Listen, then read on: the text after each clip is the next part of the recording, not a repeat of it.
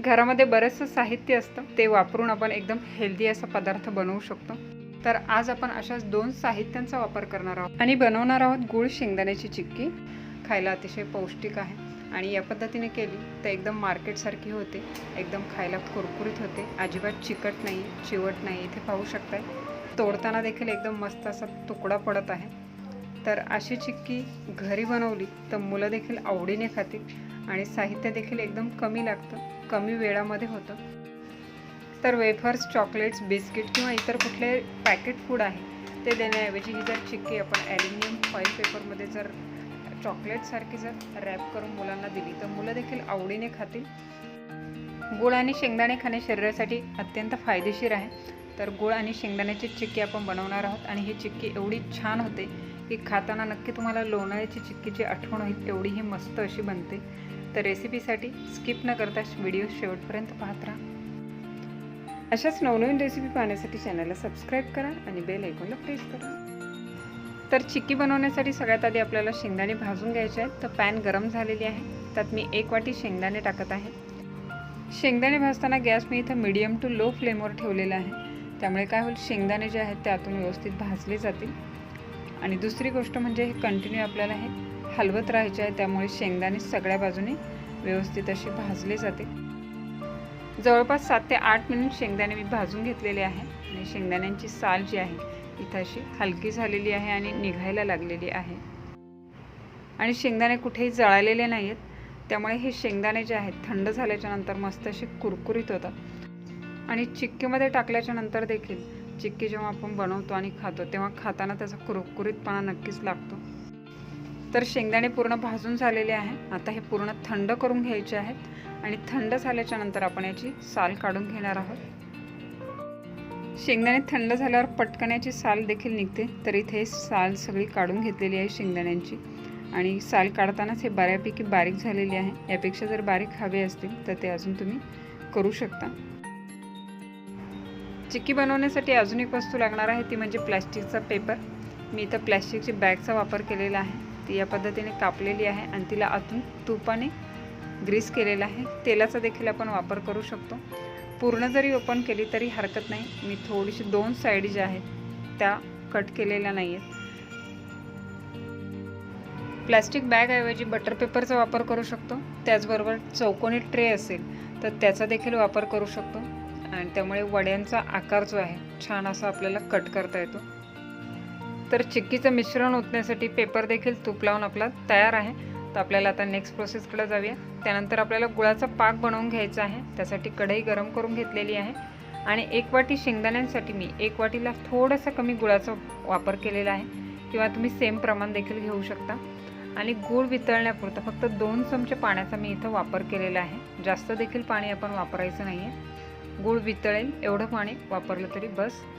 त्यानंतर आपल्याला हे कंटिन्यू मिक्स करत राहायचं आहे, गूळ पूर्ण वितळवून घ्यायचा आहे आणि गूळ खाली लागणार नाही यासाठी कंटिन्यू हा मिक्स करत राहायचा आहे। गूळ पूर्णपणे वितळल्याच्या नंतर गुळाला इथे उकळी आलेली आहे। गुळाच्या या मिश्रणाला उकळी यायला लागली की गॅस सगळ्यात आधी कमी करायचा आहे, कारण यानंतर पाक जो आहे गुळाचा फार लवकर होतो, त्याच्यामुळे लो फ्लेमवर गॅस ठेवायचा आहे। आणि गूळ जो वापरलेला आहे चिक्कीसाठी स्पेशल असा चिक्कीचा गूळ न वापरता देखील मस्त अशी चिक्की बनवू शकतो। रेग्युलर घरामध्ये आपण जो गूळ वापरतो तो वापरू शकतो किंवा ऑर्गॅनिक गूळही आपण वापरू शकतो। तर मिश्रण आपल्याला कंटिन्यू मिक्स करत राहायचं आहे, नाहीतर खाली लागण्याची शक्यता असते। आणि आता पाक जो आहे आपल्याला मध्ये मध्ये चेक करत राहायचा आहे। तर एक 4 ते 5 मिनिट झालेले आहे गॅसवर। तर मी इथे एका बाउलमध्ये पाणी घेतलेलं आहे आणि त्यात ह्या पाकाचे काही ड्रॉप टाकून बघत आहे। हा पाक जो आहे पाण्यामध्ये पूर्ण थंड होऊन द्यायचा आहे आणि एका साईडला हे मिक्स देखील करत राहायचं आहे, नाहीतर खाली लागू शकतं। पाक चेक करूया आपण झालेला आहे की नाही। 5 ते 6 सेकंद हा थंड झालेला आहे आणि काढतानाच इथं हा पाक जो आहे एकदम लवचिक वाटत आहे। तर पाक अजून आपल्याला शिजवावा लागणार आहे, तर अजून थोडा वेळ आपण पुन्हा हे मिश्रण पाकाचं शिजवून घेत आहोत। पाकाचं हे मिश्रणात लवचिकपणा न लागता एकदम तुकडा पडेल एवढा घट्ट पाक आपल्याला हवा आहे। तर पाक इथं व्हायला सुरुवात झालेली आहे, तर आपण मध्ये मध्ये हा कंटिन्यू चेक करत राहायचा आहे। पाक जसा जसा तयार व्हायला लागतो तसा त्याचा कलर देखील चेंज होत जातो. पाक जो चेक करतो तो थंड झाल्याच्या नंतर त्याचा तुकडा पडायला हवा. हा दुसऱ्यांदा आपण चेक करत आहोत, तो पण हाताने दाबला जात आहे. तर अजून आपल्याला पाक जो आहे तो शिजवून घ्यायचा आहे. गॅस इथे मी लो फ्लेमवरच ठेवलेला आहे. पाक जर व्यवस्थित झाला नाही तर चिक्कीला पाणी सुटू शकतो किंवा खाताना एकदम चिवट होऊ शकते. त्याच्यामुळे पाक जो आहे हा परफेक्ट होणं अत्यंत गरजेचं आहे. तर पुन्हा आपण चेक करूया. इथे पाक जो आहे पुन्हा 2 ते 3 मिनिट आपण हा करून घेतलेला आहे.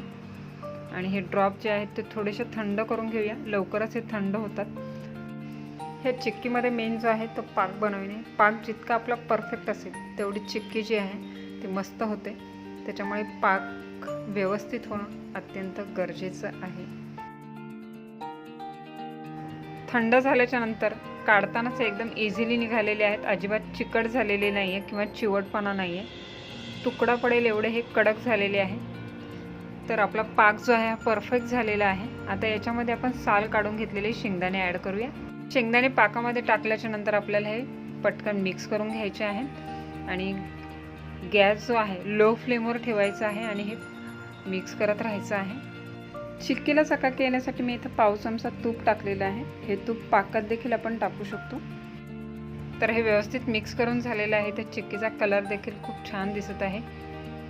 तर इथे हे पाहू शकताय. मिक्स करताना देखील या पाकाला एक घट्टपणा जाणवत आहे. तर आता हे तयार झालेलं मिश्रण आपण ज्या पेपरवर आपण तूप लावून घेतलेलं आहे त्याच्यावर आपण हे ओतून घेऊया.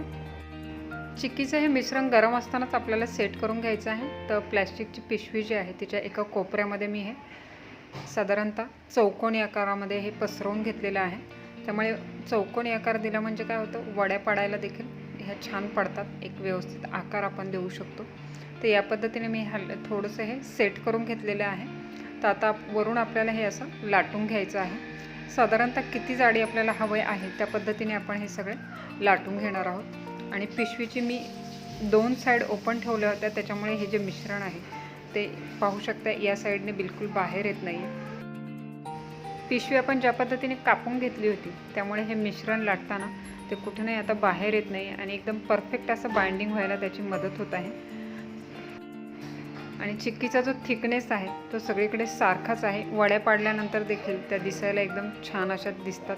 आणि सगळ्यांचा परफेक्ट असा चौकोनी किंवा आयताकृती आकार आपण कापून घेऊ शकतो. चिक्कीचं हे लाटून घेतलेलं मिश्रण थोडंसं थंड झालेलं आहे. आणि थोडंसं थंड झाल्याच्या नंतर आपण याला कट द्यायचे आहेत. या पद्धतीने हलकंसं वरून जर याला कट मारले तर थंड झाल्याच्या नंतर याच्या वड्या पाडायला ह्या इझी जातात. मी साधारणतः इथे ह्या वडे असे या पद्धतीने ह्या कट करून घेतलेले आहेत. सगळ्याला कट दिल्याच्या नंतर हे अर्धा तास आपण थंड व्हायला ठेवणार आहोत आणि त्यानंतर आपण हे सेपरेट करणार आहोत. तर साधारणतः अर्धा तास झालेला आहे. पूर्ण हे चिक्कीचं मिश्रण पूर्णतः थंड झालेलं आहे. तर आधी आपण हे काढून बघूया. हलकेसे वरून आपण याला कट दिलेले होते त्याच्यामुळे इथे पाहू शकता एकदम मस्त अशी याची ही वडी तयार झालेली आहे. आणि आता आपण जे कट मारलेले होते तर त्या कटच्या प्रमाणे आपण हे तोडून घेणार आहोत.